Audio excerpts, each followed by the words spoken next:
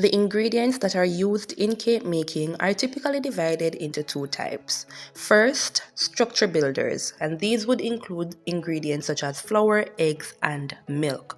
One thing you need to know about structure builders is that they provide the framework or the body for the final product.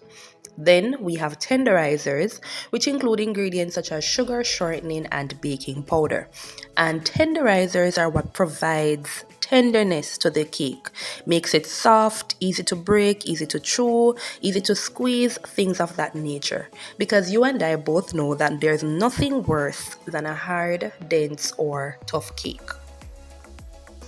Now let us look at the ingredients individually. The first one we're going to look at is flour. And flour is the primary structure builder in most cakes. Now, oftentimes when you think of ingredients used to make flour, that's one of the first things that comes to mind. The gluten that is formed during mixing, it coagulates during baking and supports the weight of the sugar and shortening that is also used in the cake recipe. Now, there are different types of flour that you can use when making cakes. These include all-purpose flour, self-raising flour, wheat flour, gluten-free flour. There is also bread flour. Now, there are differences between each, which will determine how the final product will turn out. For example, all-purpose flour has a medium amount of protein and has a moderate amount of gluten formation, as opposed to cake flour that has less protein, hence less gluten. Let's provide a practical example. Some recipes, they cannot withstand the fine texture of cake flour. For example, carrot cake, chocolate cake, or banana cake, as these would contain additional wet ingredients. For this reason, all-purpose flour would be more suited.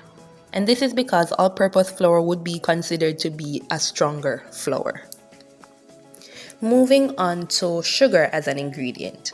Now, sugar is added to cake mixtures for numerous reasons. First is to add flavor.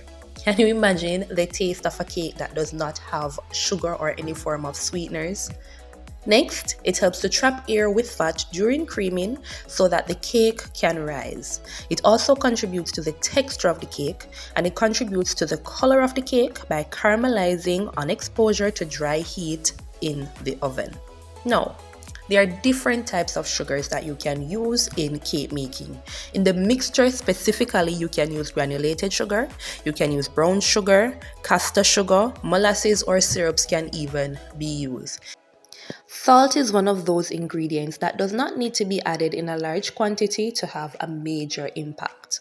Now, oftentimes when you see cake making recipes, they may require no more than about a teaspoon or a half a teaspoon, depending on the other amounts of ingredients used. In terms of functions, salt improves the taste and tones down the overall sweetness of the product. It also enhances flavors and taste of the ingredients that are used in the recipe, and it lowers the caramelization temperature of the cake batter and aids in obtaining crust color.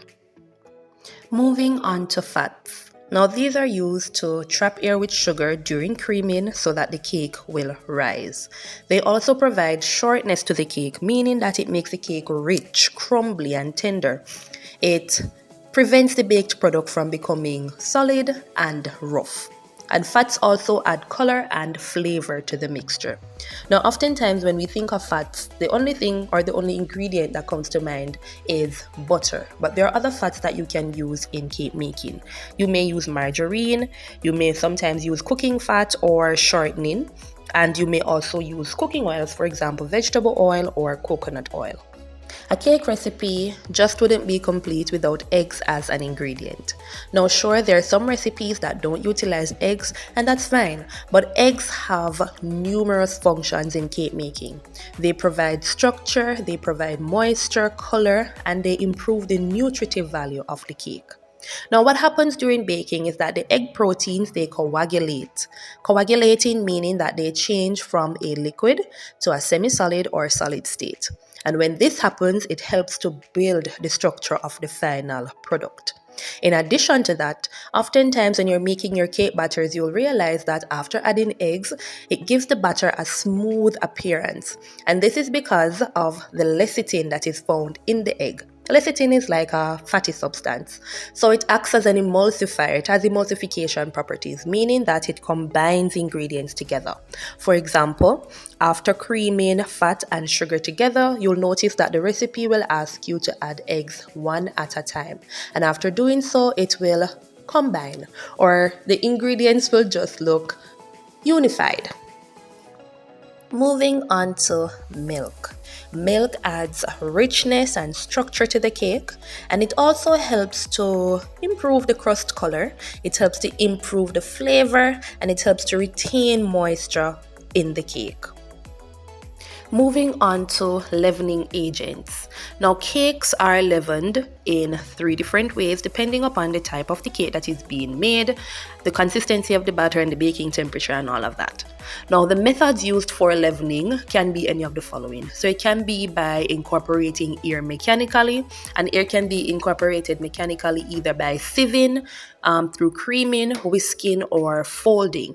You may also leaven cakes by using chemicals such as baking powder, baking soda, and yeast. And you can also leaven products by the amount of steam that is used, by the vapor pressure that is created in the oven during baking. Now, in case you haven't guessed it by now, when we say to leaven a product or by using leavening agents, it basically means those products or those techniques that are used to make the cake rise. Finally, we're going to be looking at flavorings. Now, flavorings, as the name suggests, they are used to add flavor to the cake mixture, and they come in 3 basic types. They may either be spices, extracts, or emulsions. Spices are granular powder of roots, barks, seeds, and blossoms of aromatic plants. Extracts are alcoholic solutions containing aromatic flavor, and essences would be readily soluble in water. So examples of flavorings now could be cinnamon powder, nutmeg. You may have rum extract. Lots of options that you can use as flavorings for your cake. Oftentimes, you will see recipes asking for vanilla essence, rose water, or almond extract, or a combination of the few.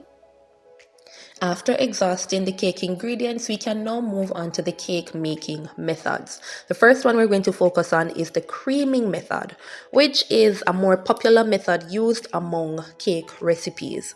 Now, with this method, the butter and the sugar, they are beaten together until the mixture looks pale and creamy.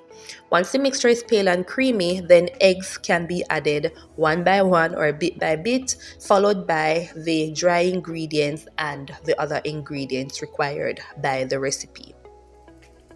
Popular cakes that use this type of cake making method would include vanilla cake, some butter cakes like pound cake, and even some chocolate chip recipes may call for the creaming method as well.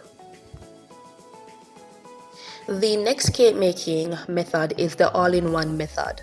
Now, as the name suggests, the all-in-one method includes adding all the measured ingredients into a bowl together, and mixing is done at one time in just a matter of minutes.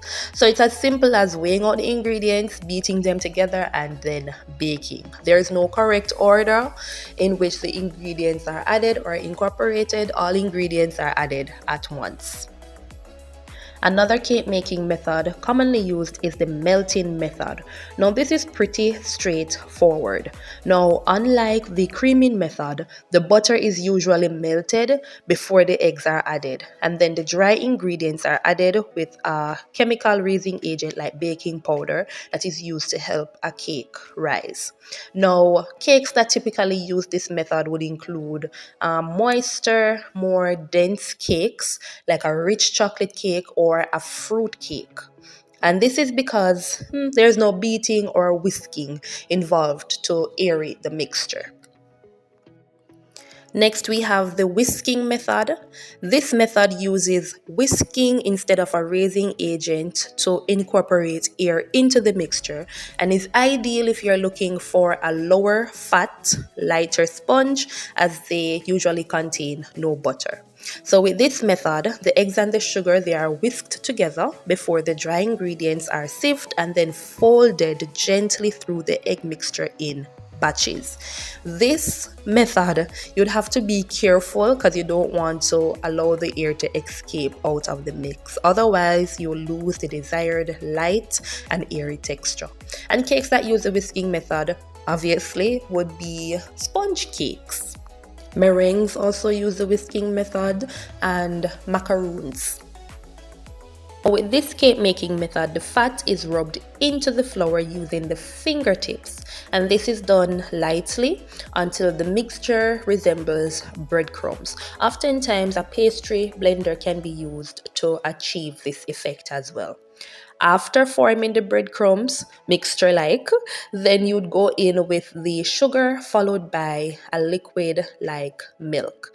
And then as soon as you add the liquid, you want to stop working the mix to avoid it from becoming tough or have a texture that you would not desire. Now, a prime example of a cake that uses the rubbing in method would be rock buns. Rock buns use the rubbing in method. Shortbreads and scones may also use the rubbing in technique as well. And that's it for this video. There was a video previously done and recorded on faults in cake making. If you would like to check that out, I'll leave the link in the description below.